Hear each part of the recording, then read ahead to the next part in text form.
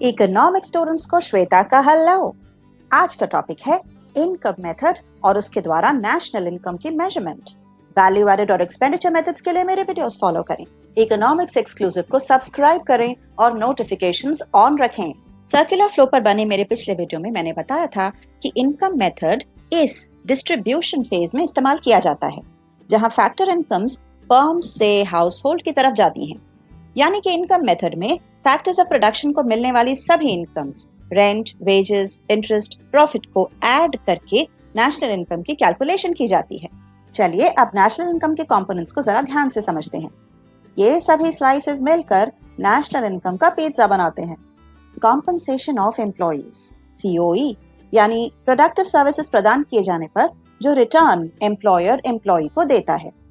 फिर है रेंट और रॉयल्टी, जो लैंड या बिल्डिंग की ओनरशिप या फिर सब सॉइल असेट्स के लीजिंग राइट्स से मिली इनकम है। एक और कंपोनेंट है इंटरेस्ट, जो किसी प्रोडक्टिव यूनिट को फंड्स लेंड करने पर मिली इनकम है। और फिर है प्रॉफिट, जो एंटरप्रेन्योर के प्रोडक्शन प्रोसेस में दिए योगदान का रिवॉर्ड है। मगर साथ साथ एक और स्लाइस यानी कंपोनेंट होता है जिसका नाम है मिक्स्ड इनकम। ये वो इनकम है जिसमें हम रेंट, वेज, इंटरेस्ट, प्रॉफिट के भाग अलग अलग नहीं कर सकते, जैसे किसी दुकानदार या किसान या फिर डॉक्टर की इनकम। अब हम एक एक कंपोनेंट को डिटेल में समझते हैं क्योंकि आपको न्यूमेरिकल सॉल्व करते वक्त इनकी जरूरत पड़ेगी।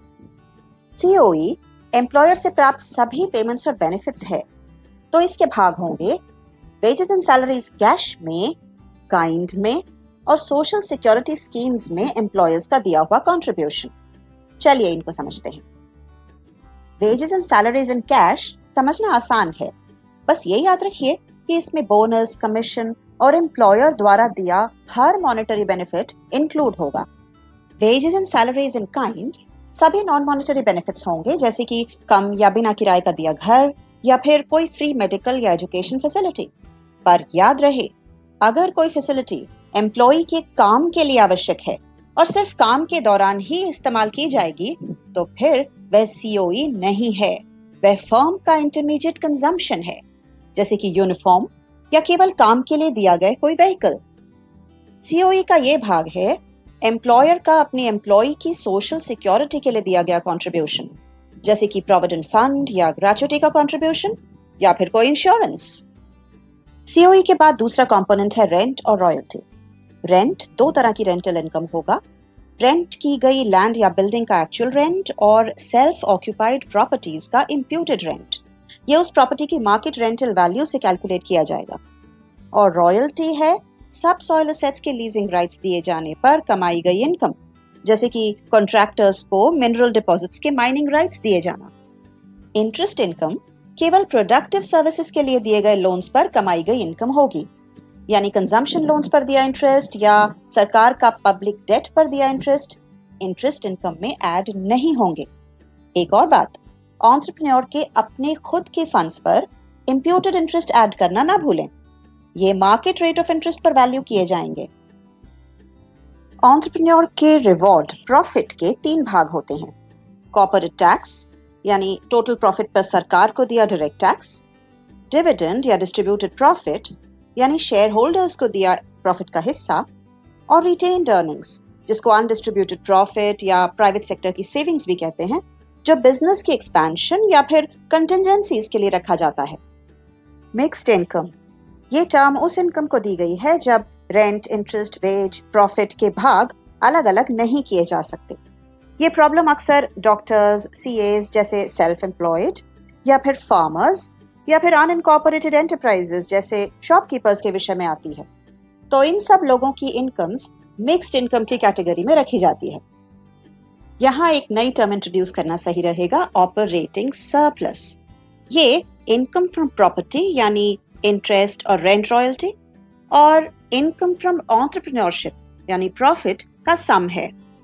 ये ऑपरेटिंग सरप्लस प्राइवेट और गवर्नमेंट दोनों एंटरप्राइजेस में मेजर होता है, मगर जनरल गवर्नमेंट सेक्टर में नहीं होता, क्योंकि यहाँ वेलफेयर मोटिव होने के कारण रेंट, इंटरेस्ट और प्रॉफिट सभी जीरो होते हैं। और अब वक्त है सबको एग्रीगेट करने का। डोमेस्टिक इनकम या एनडीपीएफसी, सीओई ऑपरेटिंग सरप्लस और मिक्स्ड इनकम के सम के रूप में मेजर किया जाता है, जहां ऑपरेटिंग सरप्लस होता है रेंट रॉयल्टी, इंटरेस्ट और प्रॉफिट। एनडीपीएफसी की कैलकुलेशन के लिए पहले सभी प्रोड्यूसिंग इकाइयों को प्राइमरी, सेकेंडरी और टर्शरी सेक्टर्स में क्लासिफाई किया जाता है। फिर हर सेक्टर द्वारा पे की गई factor incomes COE, rent royalty, interest, profit और मिक्स्ड इनकम में बांटी जाती हैं। जब ये सब भाग जोड़े जाते हैं तो मिलता है डोमेस्टिक इनकम एनडीपीएफसी। और अंत में बस एनडीपीएफसी में net factor income from abroad को जोड़िए और आपको मिल जाएगा नेशनल इनकम एनएनपीएफसी। हमेशा की तरह हम प्रिकॉशंस को नहीं भूल सकते।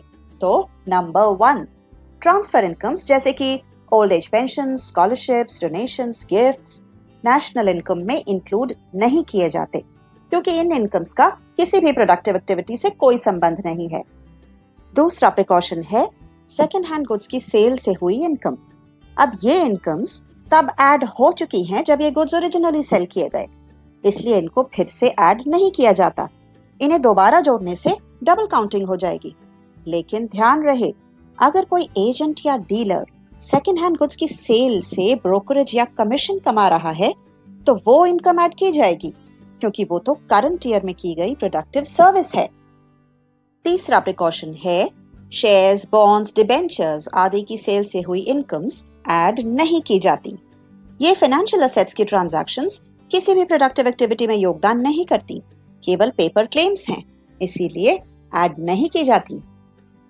फोर्थ प्रिकॉशन, अगर प्रोडक्शन यूनिट्स के ओनर्स खुद कोई सर्विस प्रोवाइड करें, जैसे खुद का घर, खुद का कैपिटल या सेल्फ कंजम्पशन के लिए की गई प्रोडक्शन, तो फिर इनकी इम्प्यूटेड वैल्यूज ऐड की जाती हैं, क्योंकि ये सभी प्रोडक्टिव सर्विसेज हैं और गुड्स एंड सर्विसेज के फ्लो में योगदान दे रही हैं।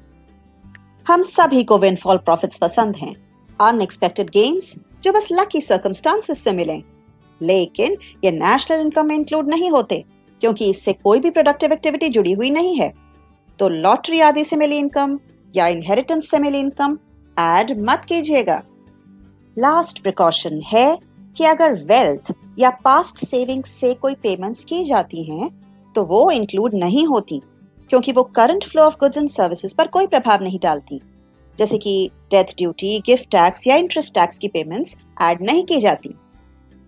याद रखिए, इनकम मेथड को फैक्टर पेमेंट मेथड या डिस्ट्रीब्यूटिव शेयर मेथड भी कहते हैं। वैल्यू एडेड मेथड को समझने के लिए मेरे पिछले वीडियो को देखें। एक्सपेंडिचर मेथड होगा अगले वीडियो में। तीनों मेथड्स की सबसे सिंपल एक्सप्लेनेशंस केवल इकोनॉमिक्स एक्सक्लूसिव पर।